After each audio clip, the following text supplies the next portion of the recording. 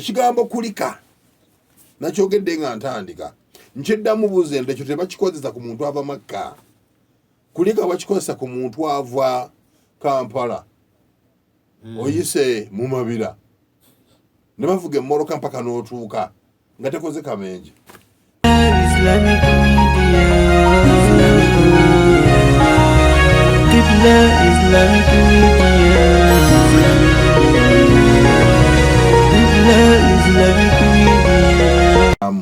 Engeri gye baabalumbamu bw'onaabeeranga oyagala okweyambula ojjukiranga olunaku lwe mwayimira mu Arafa abantu bonna nga bakaaba amaziga nga naawe okaaba amaziga. Bw'onaabanga oyagala hijja okugyonoona ojjukiranga lwe mwali Emina gw'omusajja omukulu ne bakuwa akafaliso inchi 2 nga katono gwe kati ne weebakanga ali mu mwanandaani naye ng'ekikwe Islamic Media. Islamic Media. teyakolayo hijja ndala era y'ensonga lwaki bagiyita hijjatul wadaa, hijja ensiibula. yali emu Ndabbi yakola hijja emu yokka, teyakolayo hijja ndala. Era basahaba radiyallahu anhum baamukuuma kubanga bagendanga ne bakola umura, kubanga yo umura ibara an atawaaf kwetolola Kaaba. Bw'omalanga ofuluma ng'odda ku Safa ne Marwa, bw'omala Safa ne Marwa ng'osalako enviiri, umura ewedde. Umura bw'oba osanzeyo omujjuzo ku Kaaba mu dakika ntono nnyo, dakika ne ziwera, essaawa tewera nga tosanzeyo omujjuzo, essaawa tewera, umura oba ogimaze. Bagendanga ne bakola umura. Era lumu Nabbi sallallahu alayhi wa sallam Umar ibn al-Khattabi radiyallahu anhu yajja okumusiibula n'amugamba, ya Rasulallah, ngenda kukola umura. Bw'ajja okumusiibula nti agenda kukola umura, bw'aba asituka Nabbi n'amugamba kankulinnyireko mu kigere kankuwerekereko. Nabbi n'asituka mu kifo kye n'awerekera Umar ibn al-Khattab radiyallahu anhu. Bwe yali amusiibula n'amukoona ku kibegabega n'amugamba, la tansani ya Umar, tonneerabira mu dduwaazo owange gwe Umar. Kiba waliwo kyekiraga, kiba kiraga nti omuntu lwaba agenda okukola hijja ne umura abeera wanjawulo. Era hadithi Nabbi sallallahu alayhi wa sallam agamba, alhujjaju wal ummaaru wafdullahi. Ababeera bagenza okukola hijja, hujjaju so si abanaakola hijja, ababeera bagenza okukola hijja, abali mu hijja n'ababeera bagenza okukola umura, wafdullah, delegates ba Allah, babeera bagenyi ba Allah. In sa'aluhu ajabahum, bwe babanga balina kye bamusabye abaanukula. Wa in istaghfaruhu ghafara lahum, era babanga bamwenenyereza Allah abasonyiwa. Kakati bano batabuligi bange, bano ba Muhammad Waswa Mukankadi, bano ba Gulamu, bano ba Baji abagenze Makka, kubanga Bugisu sub-region esobola okubeera nga yawezeza ba haji. Sinnamanya bulungi buweno ndowooza Musaakulu yamanya be bamawulire, naye bw'ogatta Solonko n'Embaale osobola okubeera nga oba okunuukiriza 30 babadde bangi, kuba Solonko yokka ndowooza yabadde na 16 oba 15. Akati bw'odda mu Mbaale wano lwakubeera nti mwabadde muze empita wa gundi, ze empise wa gundi, ze empise wa gundi, ze empise wa gundi, naye abantu bonna singa balinga ab'e Solonko bona ne bayita wamu mujajja Uganda Muslim Supreme Council batubadde ng'ennamba tugitegeera mu bwangu. Naye akati buli omu omuwulira agira bugizi bwati, nange nabaddeyo, watambula otya? Mungu yampangira, tasobola kubulyawo yayitira, Mungu yampangira. N'olwekyo Abubakari wali ku buyonjo, Alhaji Abubakar inshallah haji yanyiridde luno nga si oli driver w'emmotoka, kuba namulabye nga yenna awunya akawoowo ng'aba inshallah. N'olwekyo alhujjaju wal ummaaru wafdullah, ababeera bali bakoze hijja n'ababeera bakoze umura babeera bagenyi ba Allah babanga bamusabye abanukula kyeva olabanga nabbi sallallahu alayhi wasallam asituka okuwerekera Umaru amukola ku kibegabega amugamba la tansani ya Umar tonneerabira nabbi omulamba agamba mukwano gwe Umaru tonneerabira so omuntu bw'aba haji abeera wanjawulo nnyo kubanga abeera delegate abeera mugenyi wa Allah jalla jalaaluhu. Nabbi sallallahu alayhi wasallam nga bwe twalaba hijja ye yagitandika ensiraamu bali bakolanga hijja mujahiliya eya shirik hijja hajjatul islam hijja ensiraamu nabbi sallallahu alayhi wasallam agitandika tewaliwo omuntu yali agimanyi era abawandiisi b'ebitabo bagamba nti Jibrilu alayhi salam Allah yamusindika laba nga yatambulanga naye ng'amulagirira tikati wanokolawo kino wanokolawo kino wanokolawo kino. Nabbi mwamala kwe kufulumya etteeka n'agamba khudhu anni manasikakum mujje ku nze emikolo gyammwe gya hijja temukolayo gyammwe okujjawo hakati omulembe bwe gugenze nga gukyuka kati department yange eya sharia nebanga eyina byeyina okukyusaamu okusinziira ku mbeera nga tebyonoona kubanga nabbi sallallahu alayhi wasallam yakkiriza ijtihad okunyiikira mpaka lwojja okulamula. Era bwe yali asindika Muadh nga amusindika Yemen yamubuuza nti kaifa tahkum ogenda kulamula otya namugamba nti ngenda kulamulira ku Qur'ani. Nabbi namubuuza nti fa in lam tajidu fi kitabillah bw'obanga tofunye namula mu kitabo kya Mungu n'agamba nti ngenda kulamulira ku nkola y'omubaka sallallahu alayhi wasallam. Namugamba naye bw'onaabanga tofunye mu Qur'ani temuli n'ebyomubaka temuli n'agamba nti ejtahidu wala alu ngenda kunyiikira sigenda koowa mpaka lwenja okulamula. Nabbi sallallahu alayhi wasallam kyeva asuka n'amukona ku kibegabega n'agamba nti alhamdulillahi alladhi waffaqa rasulillahi bima yurdi llaha wa rasulah. Allah yeebazibwe akwasaganyiza omubaka kyabadde nakyo n'omubaka wa Allah kyabadde nakyo ekyokunyiikira nga mulimu mulungi gusanyusa Allah. Kuno tubategeeza kintu okunyiikira ejtihad yensonga okujja nga teriiko bwino naye nga waliwo bwino omulala wanayogera ku kirala n'onyiikira n'okola research n'ogaziya bwino ono n'atwaliramu na kino oba kwe kunyiikira okufuna ennamula ku kintu ekitaliiko bwino oba okutunuulira embeera n'ogaa nti wano twetaaga abantu bafunemu naye abantu ga tebali kufunamu. Mathalan bwe tugenda e Makka omwaka 2024 ku Kiwaji baafa abantu 205 ku Kiwaji.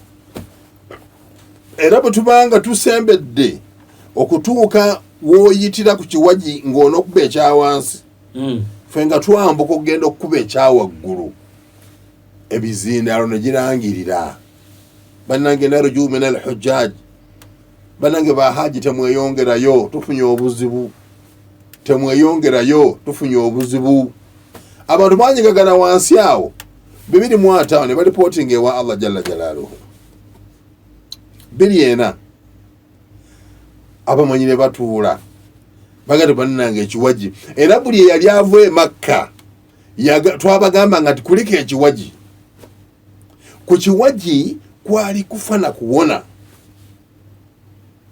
Ku Kiwaji weewali wava abantu okukola eddaame nakati ngenze Makka naye gundi nkulekedde amaka gange bwe nfanga kino kikola bwoti kino kikola bwoti na kino kikola bwoti. Ekiwaji nkijjukira kyalwawo okuva mu bwongo bwange 204 kyalwawo kubanga 204 batuteekateeka ye yali hijja yange esooka batuteekateeka okukuba ekiwagi ne batugamba nti wetugenda kufa na kuwona,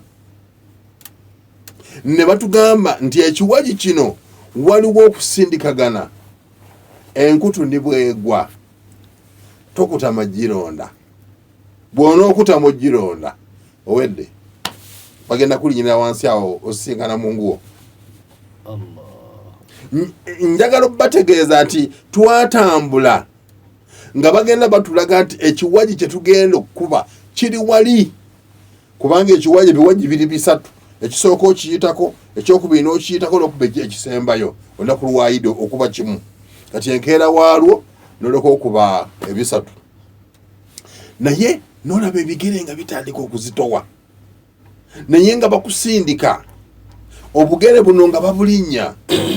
Batugamba nti bw'otuuka wali ekiwagi sooka osooke okiyiteko ng'olinga atagenda kikuba, okiyiteko, bw'omala okiyitako obeera eri osinziire, naye bwewajja nga bw'ojja bwoti n'ogamba nti amayinja ogakube, okuba eri ne bakusukuma paka eri.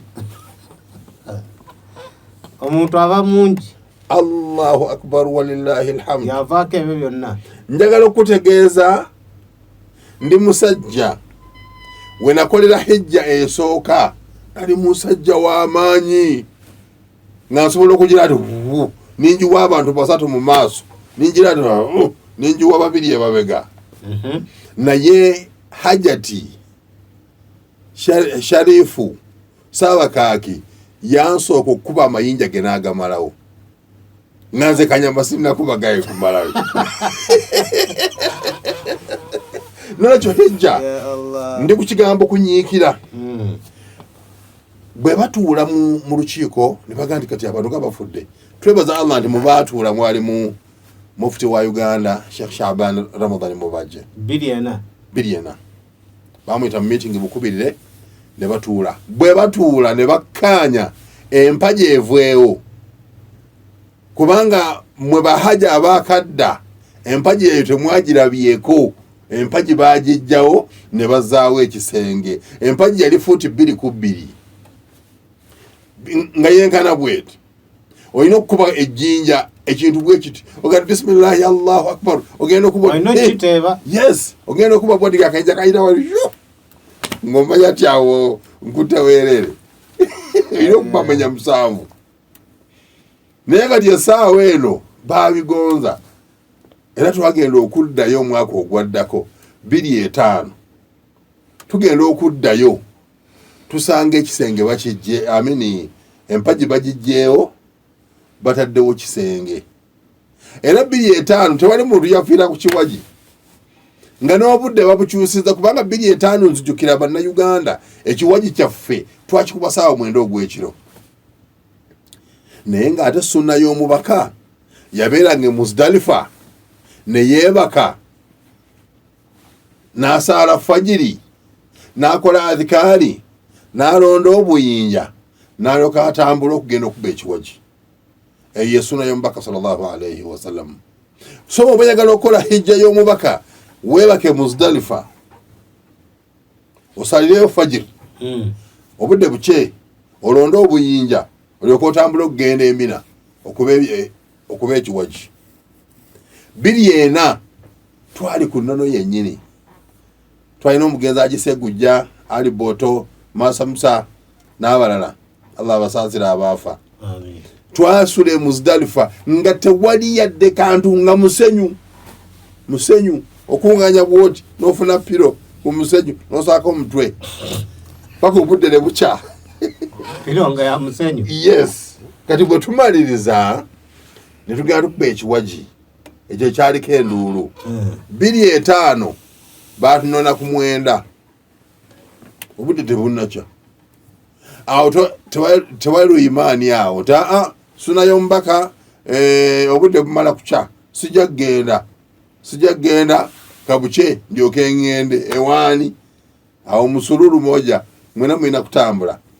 Era 2005 twakuba ekiwagi ng'okwata obuyinja bwo n'ekiwagi ng'okisemberedde bwoti, noga bisimillahi Allahu akbar, bisimillahi Allahu akbar, bisimillahi nenga Allahu akbar. kisenge Yes nga kisenge kiyinza okubeera nga kiri fuuti ziyinza okubeera fuuti 2 ziyinza okubeera fuuti 2 era nga ono kiri fuuti 2 ku 2 kisenge kigazi ate bazimba yandibadde nga flyover okikubira wansi original oba bw'oyagala n'okikubira waggulu. Kati tugenda okuddayo kati kwonwo ku kiwagi tekwafiirako muntu 2.5 naye abantu bafiira walala. Abantu bafiira Mina mu tenti. Allah yaleeta enkuba, la hawla wala quwwata illa billah. Enkuba yatonya lwe nasooka okulaba nga mukoka akuba emmoloka ekigwo, emmoloka neegalamira bweti naye nga mukoka. Naye abasajja abo Mungu abasaasire baleeta ennyonyi okwevacuwinga abantu, helicopters mu bbanga awo, ajja bwati ne bakasuka amadaala, abantu ne bagabaka, abantu ne balinnya ennyonyi. Balina abaana bali well trained, buvubuka butototo bwe buti naye soboka buuka ne kavuende kakwata omukadde eno ne kamwambusa, era abantu 10 abaafa 2.5 naye ng'ate ne mu 2.3 era abantu bafiira Mina. Gaasi yayabika, gaasi n'ayokya abantu era abantu ne bafa kumpi 8. Yakati Nabbi sallallahu alayhi wa sallam akola hijja agimaliriza. Enjawulo eyali wakati wa hijja ya Nabbi sallallahu alayhi wa sallam ne hijja ya Abubakar gye baakoze, bagulaamu baani hijja eyo gye baakoze, nti ye Nabbi yali akola hijja ng'ate musomesa, asomesa abalala nga bwe balina okukola hijja. Era basahaba baalinga bwolaba abaana b'essomero bwe banaafuluma n'omusomesa nga bagenze ku ttuwa ey'okusoma, bagenze ku Namataala oba ku bidiba wali omusomesa waabeera nabo we balina okubeera. Omusomesa waabeera we balina okubeera. Nabbi sallallahu alayhi wa sallam bamufolowinga step by step. Ye nga bameka nno abafolowinga 14,000 tebaali batono, 10,000 baali bangi. Era Nabbi sallallahu alayhi wa sallam Emina yakuba ebiwagi ennaku 3 zonna ne ziggwayo. Era bwe yamala okuba ekiwagi ekisooka yayitawo obuyisi n'agenda e Makka n'akola tawaafu al-ifaada. Era ekyo alhamdulillah ekyo baakanyama bwe tukikola olumala okukuba ekiwagi mutambula butambuze mayiro nga 8 ku 10 ne mugenda e Makka. Ku kigere mayiro 8 ku 10 muyita wansi mu ttamino, ekkubo lye baateeka wansi mu guyinja. Yes, muyita omwo mufulumira ku Kaaba wennyini. Olufuluma bwe muti nga mugenda tawaafu ifaada, mudda ku Swafa ne Marwa, kalaasi nga mugenda mu hotero nga muwummula. Bwe mumala okuwummula nga muddayo e Makka, enjuba tegwanga mukyali Makka. Era bw'atyo Nabbi Muhammad sallallahu alayhi wa sallam bwe yakola, bwe yamala okuba ekiwagi n'ajja e Makka. Bw'ajja e Makka n'akola tawaafu al-ifaada, ye teyagenda ku Swafa ne Marwa olw'ensonga nti ekika kye yali akoze ekya hijja. Nabbi yakola hajju qiran. Hajju qiran ye hijja gy'ogatta hijja ne umra ne niyaj, era ogamba nti labbayika hajjan wa umra. N'olwekyo bw'obanga okoze qiran ng'ogase umra ne hijja, eyo saayi okolemu. Naye nga zo tawaafu teeka zina kubeera 3. Tulina tawaafu al-qudum, yeyo tawaafu al-umra nga mwakayingira e Makka, tawaafu gye musooka okukola. Ntuba ne tawaafu al-ifaada, eyo nga mumaze okuba ekiwagi muva Mina ne mudda e Makka okwetoloola Kaaba. Then ne tuba ne tawaafu al-wadaa, tawaafu nga musiibula Kaaba. Kaaba ng'ogenda givaako, ogenda n'osiibula n'ogamba nsiibudde simanyi oba ndikomawo wano naye nkusaba Allah nanyini nyumba eno nkusaba nanyini nyumba eno onkomyewo wano. Allahu akbar. Era nabbi bwe yamala hijja ng'ewedde mu Makka teyalwamu. Tawaafu ekitegeeza okwetooloola Kaaba. Era kati bano bonna abagenze e Makka bakimanyi mu Luwarabu tawaafu. Kubanga bw'ogenda e Makka oyiga Oluwarabu ku kifuba. Yes, oyiga Oluwarabu ku kifuba. Bino ebyakulema okuyiga ng'oli eno eyo oyina biyiga ku kifuba ye tawaafu okwetooloola Kaaba. Kakati Nabbi sallallahu alayhi wa sallam omukolo gwe gwonna okuva lyayingira mu Makka mpaka lyafuluma gwamala ennaku 10. Era bwe zaggwako ennaku ezo 10 n'agamba sahaba be yajja nabo n'abagamba nti omuntu amanyi nti Makka amufuluma agenda asiibule Kaaba, n'omuntu amanyi nti akyali mu Makka tagenda kusiibula Kaaba, anaagisiibula ng'afuluma. Amakulu genda okole tawaafu lweda weetooloole Kaaba omulundi ogusembayo. Bw'atyo Nabbi n'atambula alayhi salatu wassalam, bw'ayingira e Madiina yatuukira mu Dhul Hulayfa. Dhul Hulayfa essaawa eno bayitayo Abiyaaru Ali. Abiyaaru Dhul Hulayfa we wali miiqaatu. Bw'obanga obadde Madiina wetuleetera nniya wetunaabira ne twambala ihraam. Miiqaatu yes kyekifo wetuleetera nniya. Kati Nabbi bw'atuuka e Dhul Hulayfa oba Abiyaaru Ali n'asulawo kubanga yatuukawo misana. N'asulawo okuva Abiyaaru Ali okutuuka ku muzikiti gwa Nabbi sallallahu alayhi wa sallam wayinza okubanga waliwo mayiro nga 5. Mayiro nga 5 naye olw'obujaamu mulwawo okutuuka emayiro ziringa 5 around there. Kakati Nabbi n'asula e Dhul Hulayfa. Bw'asula e Dhul Hulayfa enkeera ku makya n'avaawo n'aloka atuuka ewuwe. Era bw'atuuka ewuwe kabbara yagamba nti Allahu akbar, Allahu akbar emirundi 3.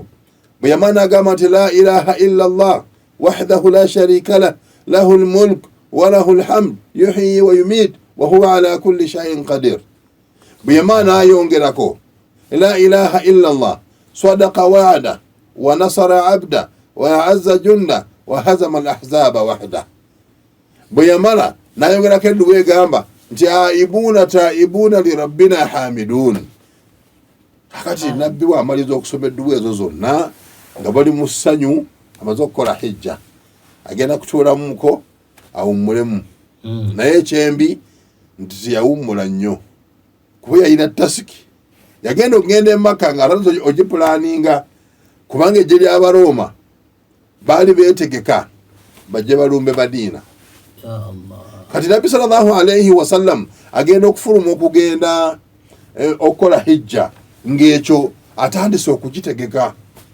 Era bw'akomawo kigambibwa nti yawummula ennaku zaali 2 ku 3 bwe zaggwako ng'adda mu kupanga lutalo. Era ku olwo ng'ayita Usaama mutabani wa Zaidi, Usaama ibn Zaid bw'amuyita n'alangirira tugenda kulwanyisa eggye ly'Abaroma. Naye nnonze Usaama yagenda okukamandinga eggye eryo.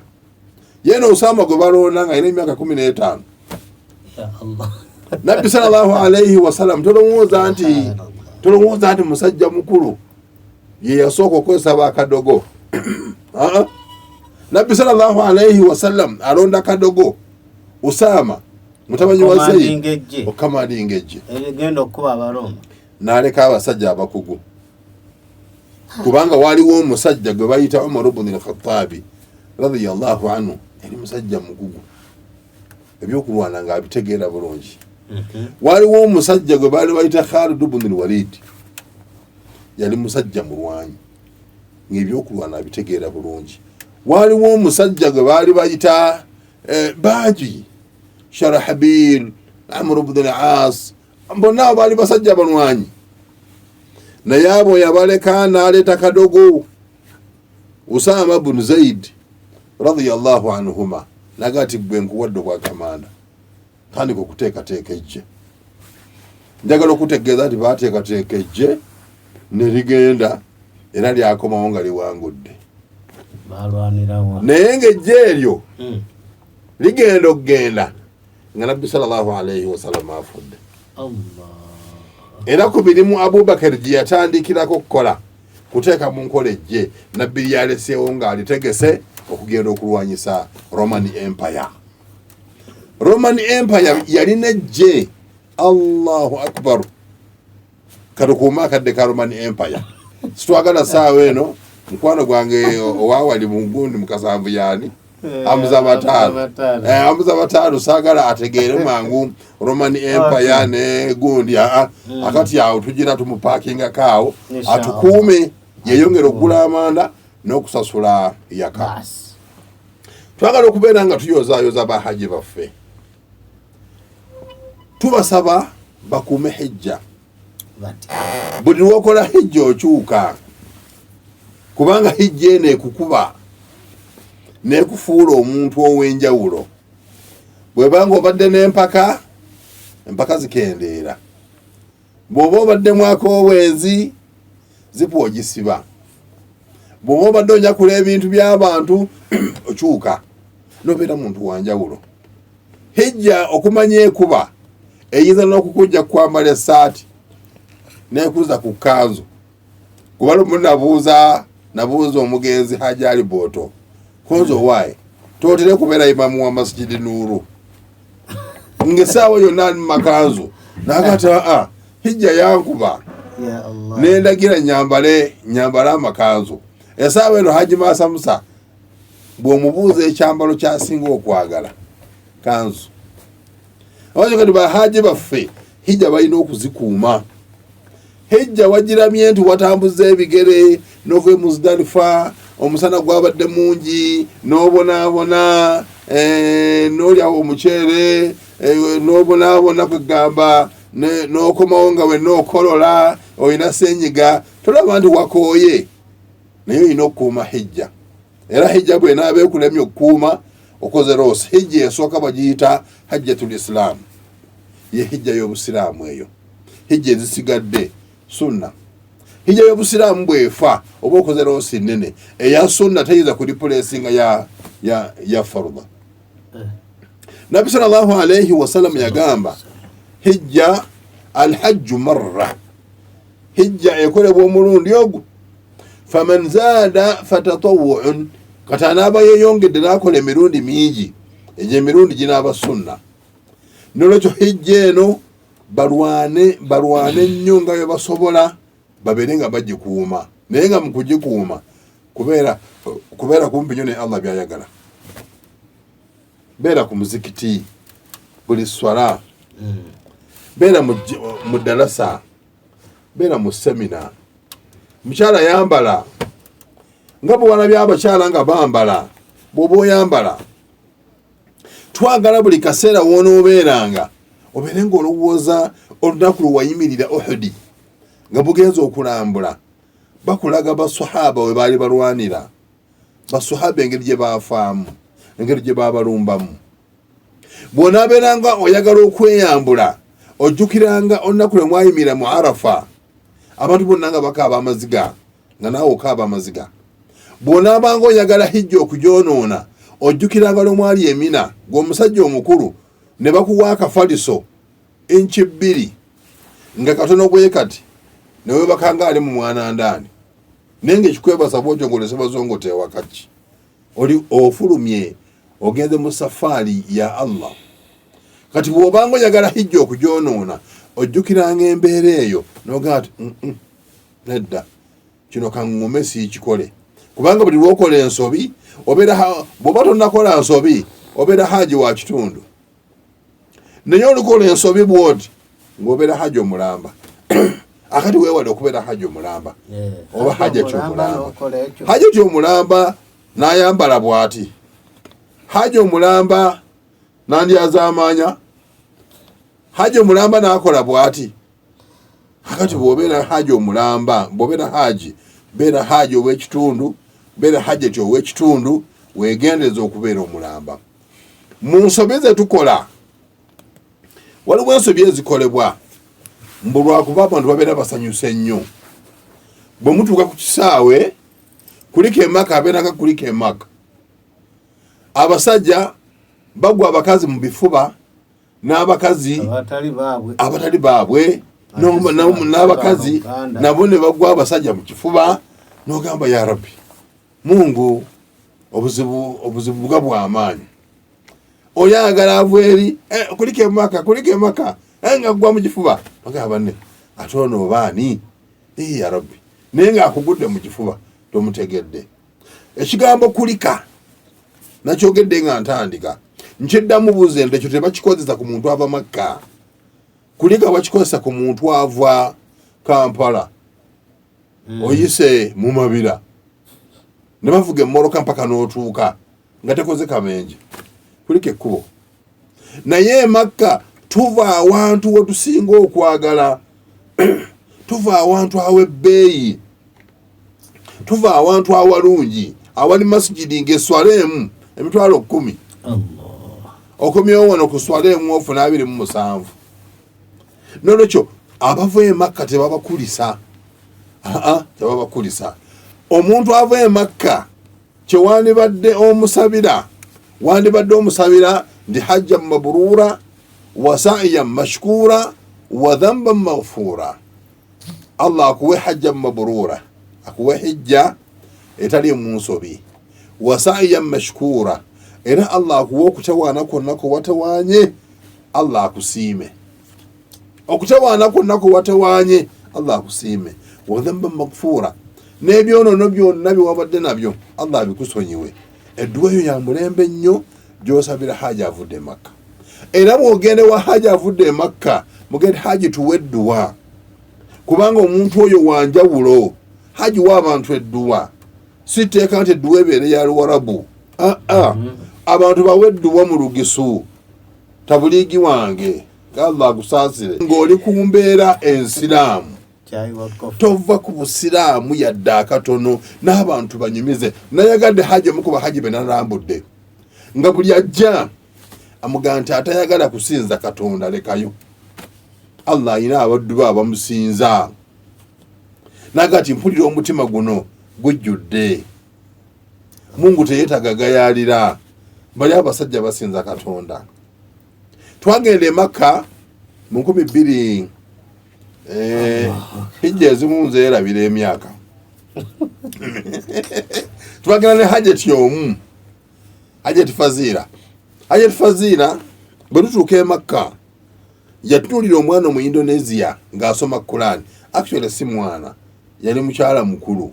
Indonesia ne Thailand babeera bampe nnyo bwe bati. Bw'atunuulira omukyala ng'asoma Quran n'agamba nti taata laba, kubanga yali muka mwana, Hajjati Faziira muka omwana. Akati nze taata we omuko nze yamutwala e Makka, era yali akola efujja ey'ekigisu omuko ninga nti ono tannaba nja kumutuusa ku pointi. Bwe twali tugenda abeera wala oze tonnaba. Bwe tutuuka Entebbe, kubanga ennyonyi teringa baasi tebyakwesooka, oba n'ennamba y'Entebbe kw'onootuula. Twatuula wamu anti nze nzamutwala, ate nze yasooka nempitawo nintuula ku ddinisa. Akati ye n'alyoka ayingira n'ambuuza ati baba Sadikalira yeena, ne mulaga nti wano n'agwala ku mmwa bw'ati. Bw'agwala ku mumwa ninga tonnaba obuko bujja kuggwamu, najja n'atuula wano. Ati kati ye Entebbe, buli Entebbe mulimu omuntu n'atuula wano. Yes, to make matters worse, Hajjati yali talinyanko nnyonyi, ate nga nze ndi kafulu waayo kuba nasomera bweru, tugenda na nnyonyi. Oli omukazi atugamba tusibe emisipi. Hajjati ng'ate amanyi basibira omusipi. Omusipi ng'aze alina ogumusiba. Ate omusipi okwata eno n'okwata n'eno n'osiba omusipi. Konza Hajjati kwata wano okwatera wano osiba omusipi. Hajjati n'asiba omusipi. Ennyonyi nebuuka. Bwe tutuuka mu Ethiopia kati awo Hajjati n'amanya nga kati gw'alina okwekwatako ye muko. era kakati yena yakwatanga ensawo eyiye ne briefcase eyange nitambula butambuzi omukwata atambula butambuzi kati awa ate bwe tutuuka ejjidda nekiyitirira wentula waatuula ajja kubula nange era muka omwana nga simukkiriza kubula naye ng'ate agenda okunyumirwa obulungi obuko nga mutwala okwetooloola Kaaba kubanga namugamba tugenda saawa 7 yanzuukusa 6 ngamba tugenda okuyingira ku Kaaba ng'ekubiyeko bweti olengera byeru byokka yali ebulayo ennaku 2 tugende ebina nindyoka mugamba nti kakati kwata ekanzu yange eno oginyweze bw'ogitoowedde ogenda kubula ninkulembera kati waliwo ekikoosi ekyajja eno kiti nga kisala naata bw'ata agenda okukyuka nti ng'atadde bamusindika bamutwala ninga nti bano tebandabanga ninkola muka nimuweereza omukono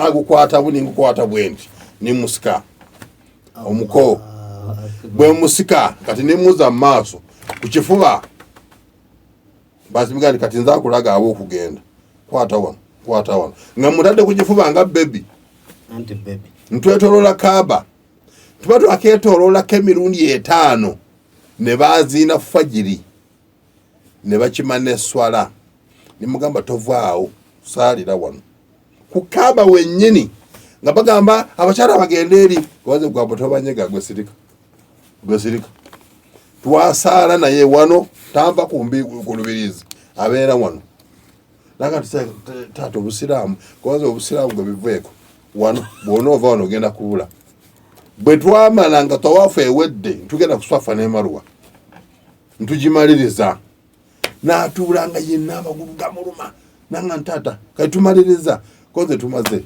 nahandiko Kaaba era Hajjati oyo yanjagala nnyo nakati anjagala nnyo kubanga ndi taata atali muko azaalo baawe naye kenyini nga muzaala nolwekyo banne hijja teggwa malojja kwegamba njagala buli kiseera obeere nti ojoogera naye nga bahaji tubasaba kyuka bw'onaaba tokyuse hijja ekumenyedde bwereere obuzezeze bwonna bw'omanyi nga wagenza okugenda emakka nga obukola obwo obuze bute bw'oba obadde mukyala ng'oyambala bubi oyambala engoye ezinyiga oyambala engoye embi tereera kuba kati ofuuse omuntu kakati bw'otu tokyali mu ba ladies and gentlemen eyo ovuddeyo Hajjati jangu otuulire wano haji tumwaniriza haji jangu otuulire wano era kati bahaji kanabo bafunye omulimu nabo kati balina batuuza wali efe wetutuula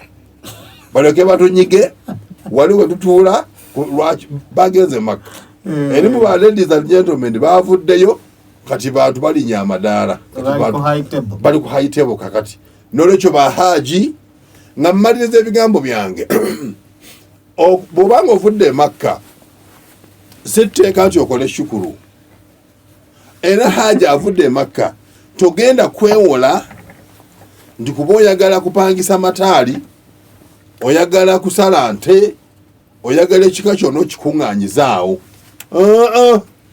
hijja yawedde ayagala okujja okuleetera ku mbuzi akuleetere kakati gwe olyoka olaba engeri gy'onaakolamu shukuru yo kubanga shukuru si kulya kyokka tujogaateza shukuru eyange nja kusiibera 3 n'osiiba nammwe ababanja ba haji emmere temubabanja mmere abasajja abo baweddemu tebakyayina kakati fe enkoko zetubatwalira zebalya embuzi zetutwala zebalya temubabanja mmere haji babanga takoze shukuru tewaliwo buzibu yadde akatono okujjako nakati fe abafamire ey'omuntu agenze Makka fe abandi badde beekolamu omulimu ne tukola pate eyaniriza haji waffe atunyumize ku hijja nga bwe yali anyumye omusala ogwali mu degrees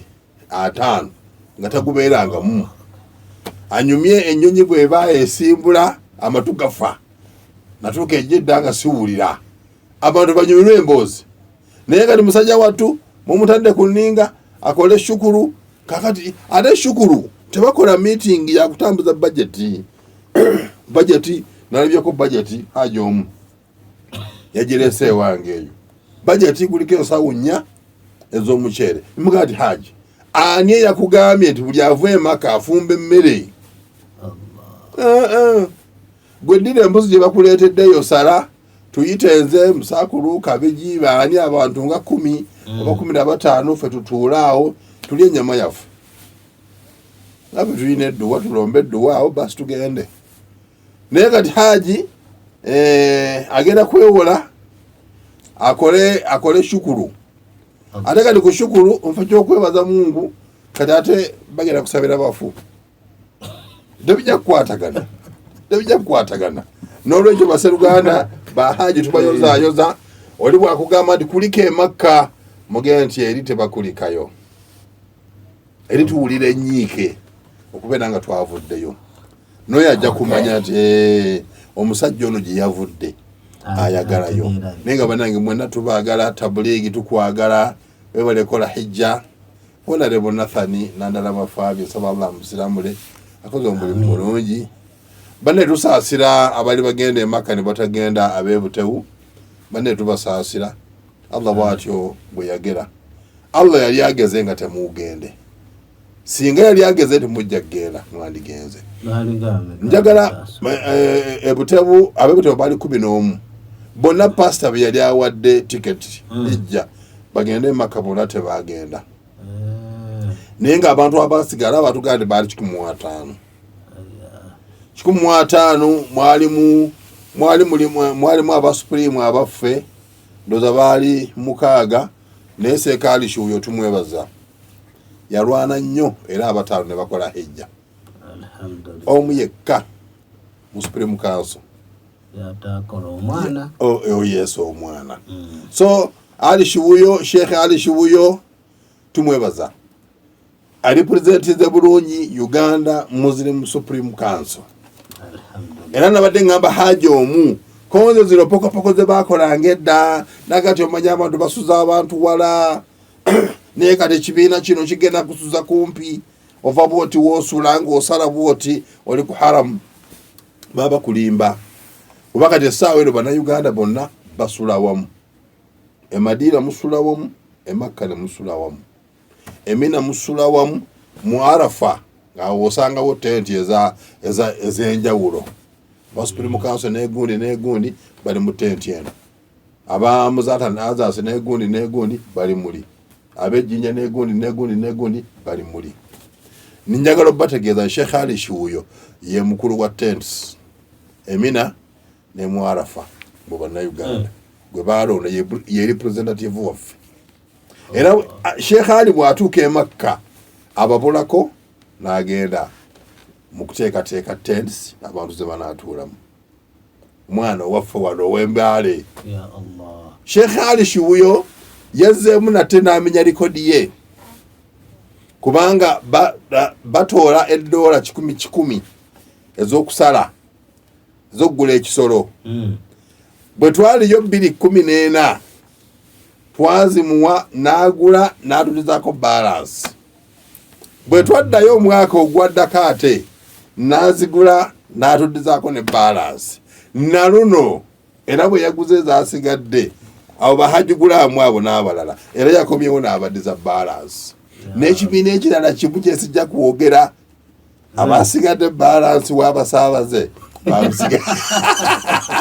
balance w'abasaabaze bamusigaza n'olwekyo Uganda Muslim Supreme Council abantu tubebaza bebale kutwesiga era nitwebaza Sheikh Ali Shuuyo obi omwana waffe musomesa wa webale nnyo banne hejja totewaana kubanga ogenda kuswala bwe mutuuka Makka ng'otambudde n'abe nankanyi andi babeera mu lulimi lwabwe kati gwobeeranga mulekwa naye bw'oba otambudde nga Haji Kabiji omulabako Haji Yamiri omulabako mubeera mu byammwe ne munyumyako ebya IU ne munyumyako ebyawa ne munyumyako ebyawa naye kati otambudde n'ab'eggulu oluusi oluzungu tolumanyi obeeranga mulekwa nolwekyo Supreme Council ekulembera waffe genda weewandiise ogutaka guno gwoli kulekera abaana batunde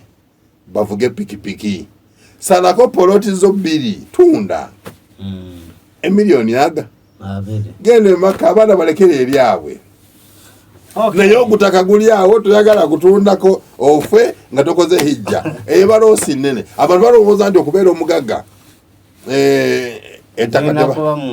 nti zina kuba mu nsawo naye nga ogutaka guli awo toyagala gusalako kugenda Makka gusaleko ogende Makka nange ompakireko ngende nkutambuze Makka kuba nzasinga okutegeerayo naye Sekaali Kibuuyo yansinga wabarakallahu banne bansonyiwe kuba ndi mukozi wa Supreme Council era nakulemberako abagende Makka mu Supreme Council emirundi 2 kakati njogera ku Shemanyi bwegenda ku Sekaali Kibuuyo njogera ku muntu gwe natambulako naye gwe mmanyi wabarakallahu fikum. Okay, kyera musatu katonyeza FM awera bidogamba abalimi b'emmwanyi Musakulu alina eka y'emmwanyi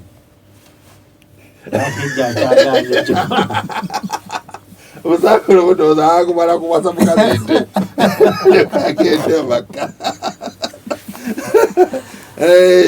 tujja kulaba katugenda banoonyaayo nga tuba advisinga bw'oba ne eka 2 ez'emmwanyi owaye ndi kyekiganyi gende Makka bw'oba n'ogutaka ogunene owaye kyekiganyi sala sembe zamwe birowa katono ugende Makka nyina mukwano gwange ate togamba nti okulya sente si kulya mwana era yanzirya buli kwa okulya sente si kulya mwana akati sala ogende Makka.